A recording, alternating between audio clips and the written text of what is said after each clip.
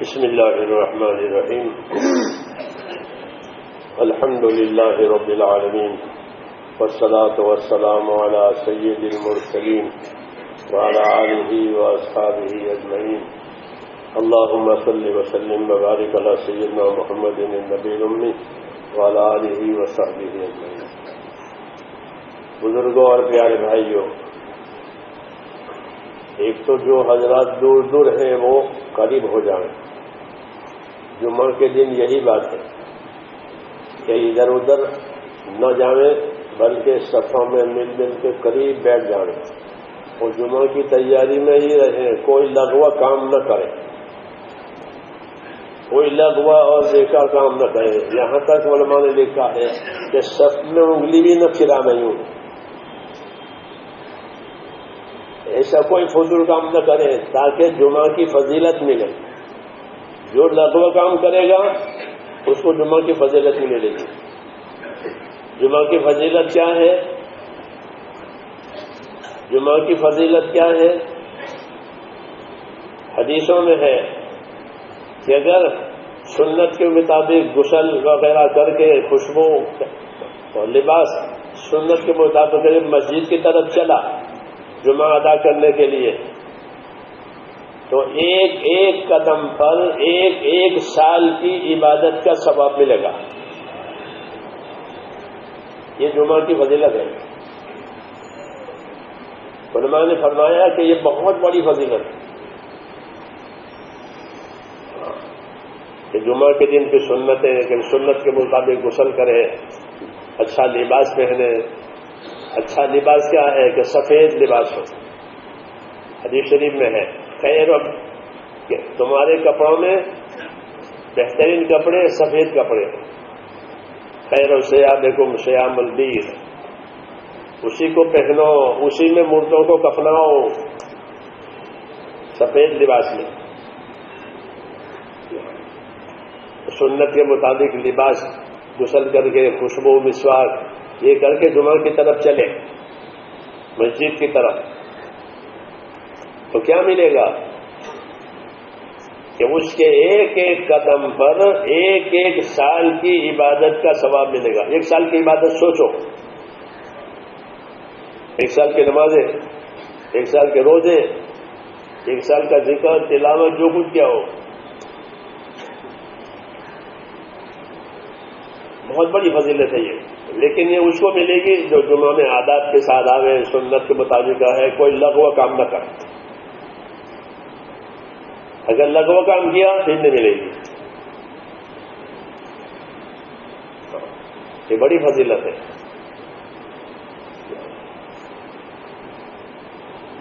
اس لیے اس کا اہتمام ہونا چاہیے۔ اصل زندگی سنت والی زندگی ہے۔ نہانا ہو، دھونا ہو، پہننا ہو، کھانا پینا یہ سنت کے مطابق ہو جائے۔ دوا دارو کرے تو بھی سنت کی نیت سے کرے، کیونکہ حضور نے فرمایا دوا دارو کرو، یہ فرمایا دوا دارو کرو، دعو عباد اللہ، حضور نے دوا دارو کرنے کے لیے کہا۔ یہ سنت کی نیت سے دوا کھاوے، دوا دارو کرے تو اس سنت کا اثر دوا میں آئے گا، وہ دوا برکت کرے گی، اچھا کرے گی۔ اللہ اچھا کرے، دوا نہیں کرتے لیکن سنت کی برکت آئے گی اندر دوا داروں میں، تو بیماری اچھی ہو جائے گی۔ ہمارا سب کام حکم کے مطابق اور سنت کے مطابق ہوتا ہے۔ مسلمان کے معنی یہی ہے، لا الہ الا اللہ محمد رسول اللہ، اسلام کا کلمہ، کہ ہر کام میں اللہ کے حکموں کو دیکھیں گے، ہر کام میں اللہ کے حکموں کو مانیں گے، اور ہر کام اور ہر حکم پورا کرنے میں رسول صلی اللہ علیہ وسلم کے طریقہ کا اتباع کریں گے۔ یہ ہوا کلمہ، یہ ہوا کلمہ، اللہ کے حکموں کو دیکھنا اور اللہ کے حکموں کو پورا کرنے کے لیے نبی صلی اللہ علیہ وسلم کا طریقہ دیکھیں، اس حکم کو اس طرح پورا کیا جاتا ہے۔ اس لیے اللہ کا دین سیکھنا، دین کا علم سیکھنا یہ فرض ہے، جس طرح حلال کھانا فرض ہے، ایسے ہی دین سیکھنا بھی فرض ہے کہ دین سیکھو تاکہ کیا فرض ہے، کیا واجب ہے، کیا ضروری ہے، کیا طریقہ ہے، وہ ملے، پھر اس کی فضیلت ملے۔ اس لیے اللہ تعالیٰ نے دنیا کی زندگی کو آخرت بنانے کے لیے دی ہے۔ جس طرح باغ کی زمین کہ باغ بنانے کے لیے، کھیت کی زمین کہ کھیت بنانے کے لیے، اناج لینے کے لیے کہ اناج کی زمین ہے، یہ باغ کی زمین ہے، یہ زعفران کی زمین ہے، یا زعفران کی بویائی ہوگی۔ ایسے ہی دنیا کہ یہ آخرت کی زمین ہے، یہاں آخرت پیدا کی جائے گی، آخرت کمائی جائے گی۔ آخرت کی کمائی کا پہلا پھل ایمان، پہلا درجہ ایمان ہے، پہلا درخت ایمان ہے، لا الہ الا اللہ۔ یہ ایمان ہے، اللہ کے سوا کوئی عبادت کے لائق نہیں ہے۔ اللہ حیات، موت کا، نفع کا، نقصان کا، عزت ذلت کا مالک ہے، اور کوئی مالک نہیں ہے، اور کوئی حاکم نہیں ہے، وہی ہے۔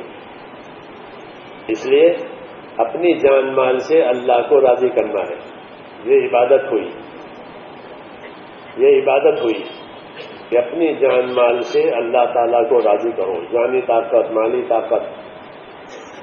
اللہ نے ہماری طرف دو چیزوں کو متوجہ کیا ہے، ایک اپنے حکموں کو متوجہ کیا ہے، ایک اپنی نعمتوں کو متوجہ کیا ہے۔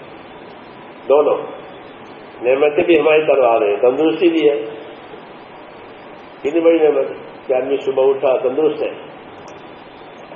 جی ہاں، کتنی بڑی بات ہے۔ اگر صبح اٹھا پیسہ تو رکا ہوا ہے تو مصیبت ہوگی کہ پیسہ نہیں آ رہا، جی ہاں۔ تو نعمت بھی ہماری طرف متوجہ ہوتی ہے اور حکم بھی ہماری طرف متوجہ ہوتے ہیں۔ یہ دو چیزیں دنیا بنانے کے لیے دی ہیں کہ اپنی نعمتوں سے فائدہ اٹھاؤ، کھاؤ، پیو، استعمال کرو، لیکن شکر گزار بنو، یہ حکم ہے۔ کلوا من رزق ربکم واشکروا لہ، جو اللہ نے دیا ہے کھانے کا، پینے کا، اڑنے کا، پہننے کا، جائی پر کھاؤ، اوڑو، پیو، پہنو، لیکن کیا کرو؟ شکر گزار رہو، شکر کرو۔ کہ شکر کیا چیز ہے؟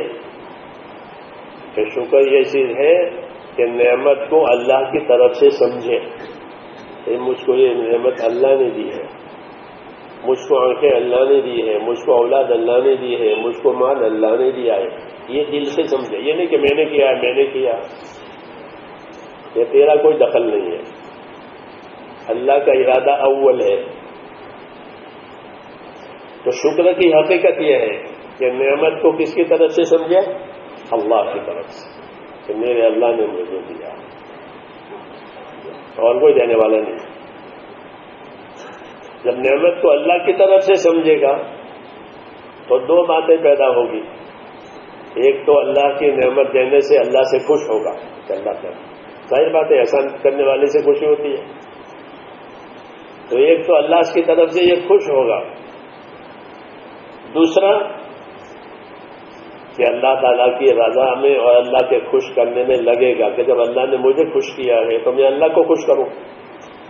یہ شکر گزاری کا اثر ہوتا ہے، یہ ہونا چاہیے۔ اگر یہ نہیں ہے تو شکر گزاری نہیں ہوئی، نعمت کو اللہ کی طرف سے بھی نہیں سمجھا اور نعمت کھا کر اللہ کو بھی راضی نہیں کیا، یہ ناشکری ہوئی ہے۔ کہ ناشکری سے نعمتیں چھینی جاتی ہیں۔ اللہ نعمت دینا بھی جانتے ہیں، چھیننا بھی جانتے ہیں، کہ چھین لی نعمت اور ہو گئے کنگال نعمت کھو کر کے۔ رسول صلی اللہ علیہ وسلم دعا مانگتے تھے، اللہم انی اعوذ بک من زوال نعمتک وتحول عافیتک، اے اللہ میں تیری پناہ مانگتا ہوں، جس سے کہ نعمت کے زوال سے، کہ نعمت کی یہ زوال آ گیا، ختم ہو گئی، چھین لی گئی، اور صرف چھینی نہیں گئی بلکہ الجھن ڈالی گئی. دونوں چیزیں ہوتی ہیں. جب نعمت چھینی جاتی ہے تو نعمت بھی چھینی جاتی ہے اور الجھن بھی پڑتی ہے. پھر آدمی کہیں کا بھی نہیں رہتا. جی ہاں، یہ نعمت تو چھینی گئی، الجھن کھڑی ہو گئی. جیسے آنکھیں چلی گئی، اب الجھن کھڑی ہو گئی. مال چلا گیا، الجھن کھڑی ہو گئی. کیا حاجتیں ہیں پوری نہیں، مال نہیں ہے، مال چھینا گیا. اس لیے پناہ مانگتے تھے کہ اللہ ایسا نہ ہو کہ نعمت پر زوال آئے اور نعمت ہاتھ سے چلی جائے اور الجھن حصے میں آئے. ایسا کب ہوتا ہے کہ جب نعمت میں ناشکری ہوتی ہے. ہاں، کہ نعمت میں ناشکری ہوئی کہ وہ نعمت کا زوال آئے گا. اور اگر نعمت میں شکر گزاری ہوئی ہے تو اللہ تعالیٰ نعمتوں کو بڑھاتے چلے جائیں گے. اس لیے کوئی چیز جو اللہ کی طرف سے آئی ہے معمولی نہیں ہے. وہ نعمت ہے، معمولی نہیں ہے. ہاں، اور کوئی بھی مصیبت آ گئی ہے وہ معمولی نہیں ہے. آگ کی ایک چنگاری معمولی نہیں ہے، اور بارش کا ایک قطرہ معمولی نہیں ہے. ایک ایک قطرہ، کہ بارش کے قطرے سے کیا ہوتا ہے، جب دیکھ لو کیا ہوتا ہے. بارش ایک قطرے سے موتی بنتا ہے. کیا سمجھ لیا ہے؟ بارش کا ایک قطرہ، اس سے کیا بنا کہ سمندر میں موتی بنا ہے ایک قطرے سے. تو اللہ کی کوئی چیز معمولی نہیں ہے. جی ہاں، اس لیے اللہ کی چیزوں میں اور اللہ کی نعمتوں میں اللہ کی عظمت کا خیال رکھنا، اور نعمتوں میں نعمت دینے والے کا حق یاد رکھنا. ہاں، کیونکہ دنیا کو اللہ نے حقوق ادا کرنے کی جگہ بنایا ہے. حقوق ادا کرنے کے لیے نعمتیں بھی دی ہیں، حکم بھی دیے ہیں. یہ نعمتیں لو اور یہ حکم بھی لو. ہاں، کہ اپنی نعمتوں میں اور اپنے حکموں میں جوڑ پیدا کرو. اپنی نعمت میں اور اپنے حکموں میں جوڑ پیدا کرو. آنکھ کی نعمت تو آنکھ کا حکم ہے کہ آنکھ کو کہاں استعمال کرو گے. آنکھ نعمت ہے، پوچھو اس کو کہ جس کے پاس آنکھیں نہیں ہیں. کہ بچہ نابینا پیدا ہوا کہ خلاص ماں باپ کی تو لوٹیاں ڈوب گئی. ہاں، کہ بیٹا پیدا ہوا کہ ہاں لیکن اندھا ہے. جی ہاں، ان کی دنیا بدل جاتی ہے. کیوں کہ بیٹا نابینا پیدا ہوا. تو آنکھ کتنی بڑی نعمت ہے. تو آنکھ بھی دی ہے، آنکھ کے حکم بھی دیے ہیں کہ آنکھ کو کیسا استعمال کرو گے. کان بھی دیے ہیں، کان کے حکم دیے ہیں. مال بھی دیا ہے، مال کے حکم بھی دیے. یہ ہے اسلام. اگر حکم سامنے نہیں ہے تو کافر کی طرح نعمتیں اس کے سامنے بس. تو اس کا اور کافر کا ایک مزاج ہو جائے گا کہ کافر اللہ کی نعمتوں میں اللہ کو ناراض کرتا ہے، یہ بھی اللہ کی نعمتوں میں اللہ کو ناراض کرے گا. جی ہاں، اس لیے یہ اللہ کی مددوں سے، اللہ کی برکتوں سے محروم ہوگا. اس لیے اپنے اوپر قابو کرنا ضروری ہے. اللہ نعمتیں بھی دے رہے ہیں، اللہ حکم بھی دے رہے ہیں، تندرستی بھی دے رہے ہیں، تندرستی کے حکم بھی دے رہے ہیں. کہ تندرستی کیوں دے رہے ہیں؟ کہ تندرستی عبادت کرنے کے لیے دے رہے ہیں. تندرستی کیوں دی ہے؟ عبادت کرنے کے لیے دی ہے. جس طرح تندرستی روزی کمانے کے لیے بھی دی ہے کہ روزی کماؤ. بیمار کیا کرے گا؟ پاگل کیا کرے گا؟ جی ہاں، تندرستی ہے کہ کماؤ. تو جس طرح روزی کمانے کو سمجھتے ہو کہ تندرستی عبادت کرنے کے لیے دی ہے، کیونکہ اللہ نے عبادت کرنے کے لیے ہم کو پیدا کیا ہے. تو ظاہر بات ہے کہ تندرستی نہیں ہوگی تو کیا عبادت کرے گا. اس لیے زندگی کا زیادہ زمانہ تندرستی میں گزرتا ہے. ہر ایک کا زیادہ زمانہ زندگی کا کس میں گزرتا ہے؟ سوچو کہ تندرستی میں گزرتا ہے. پھر آخر میں بیمار ہوتا ہے، مرض الموت. ورنہ زندگی کا زیادہ زمانہ تندرستی میں گزرتا ہے. کیونکہ ان کو عبادت کے لیے پیدا کیا ہے. جب عبادت کے لیے پیدا کیا ہے تو عبادت کی طاقت دینی پڑے گی، تو وہ عبادت کی طاقت دی ہے. اس لیے حضور صلی اللہ علیہ وسلم فرماتے تھے کہ اپنی تندرستی کو غنیمت سمجھو. اپنی تندرستی کو غنیمت سمجھو بیماری سے پہلے. پھر بیماری میں لاچار ہو جائے گا, کچھ نہیں کر سکے گا, بیمار ہے, اپنے کام کا بھی نہیں رہا, دوسروں کا کام کیا کرے گا. اس لیے اپنی تندرستی کو غنیمت سمجھے, اور اپنی تندرستی میں اللہ تعالیٰ نے جو جو حقوق ہمارے اوپر لاگو کیے ہیں اس کی ترتیب بناوے. جو عبادت بدن سے تعلق رکھتی ہے تو اللہ نے بدن کی تندرستی دی ہے, اس عبادت کو کما حق کا ادا کرے. نماز ہو, روزہ ہو, ذکر ہو, تلاوت ہو, دعا ہو, توبہ ہو, یہ سب چیزیں بدن سے تعلق رکھتی ہے. اس میں پیسے نہیں خرچ ہوتے پیسہ خرچ اس میں پیسے نہیں خرچ ہوتے. جس کا تعلق بدن کی طاقت سے ہے تو بدن کی ان طاقتوں کو ان چیزوں میں لگانا, یہ بدن کی تندرستی کا شکر ہے. نمازوں کو اپنے وقت پر پڑھنا, نماز کو اپنے تابع نہیں بنانا, نماز کو اپنے تابع نہیں بنانا, ہم نماز کے تابع ہو جائیں. جی ہاں, دوسری مشینوں کو تو آدمی اپنے تابع کرتا ہے, سلو فاس, یہاں یہ بات نہیں چلے گی, بلکہ اپنے آپ کو کہ نماز کا تابع کرو. ابراہیم علیہ السلام نبی ہیں اور جلیل القدر نبی ہیں, نبیوں کے باپ ہیں. وہ دعا مانگ رہے,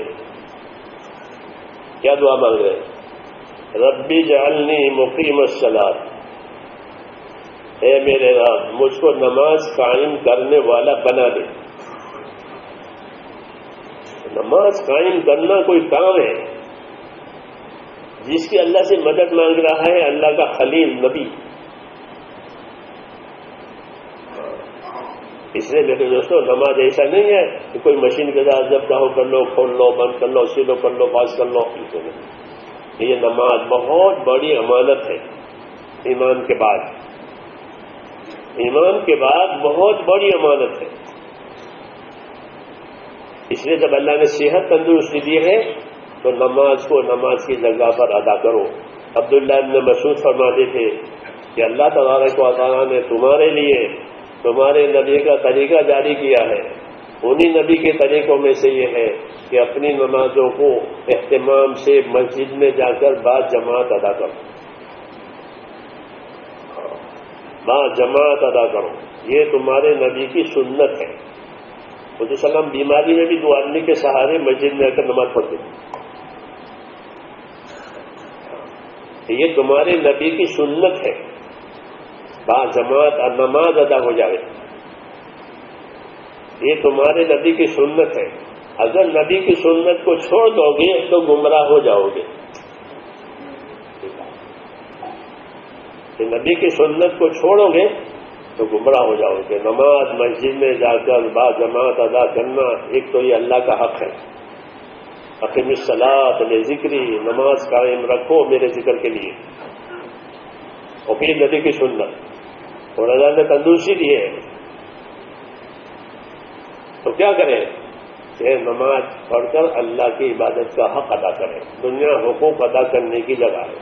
مال دیا ہے تو مال سے اللہ کا حق ادا کریں, کیونکہ مال بھی حق ادا کرنے کے لیے دیا ہے. کہ کس کا کیا حق ہے؟ سب سے پہلے اللہ کا حق ہے. اس مال میں جو زکوٰۃ واجب ہوتی ہے پائی کی زکوٰۃ ادا کریں. عالموں سے پوچھ کر کے, جس طرح وکیلوں سے پوچھتے ہیں انکم ٹیکس, سیلف ٹیکس, یہ وہ ایسے اس کو بھی پوچھیں. جی ہم لوگ پوچھتے ہیں یہ مسئلے, ایسے ہی عالموں سے پوچھ کے زکوٰۃ دیں کہ کتنی ہے, کس کو دینی ہے, کب دینی ہے. جی ہاں, یہ نہیں کہ دے دیا ہو گیا, ایسا نہیں ہوتا. بلکہ یہ کہ اللہ کا حق ہے. جیسا نماز اللہ کا حق ہے, مال میں کہ مال میں اللہ کا حق ہے کہ زکوٰۃ یہ فرائض ہیں. دوسرے واجبات ہیں تو واجبات بھی ادا کریں اور نوافل بھی ادا کریں.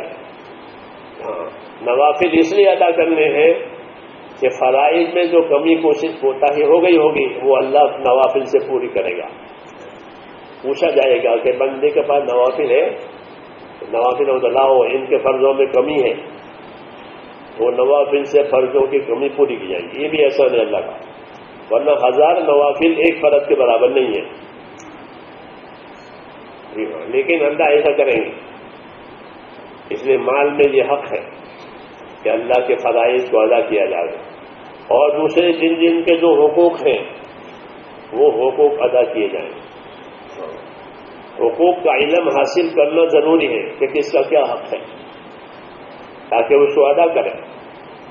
اگر حق کی خبر نہیں ہے تو حق مرے گا،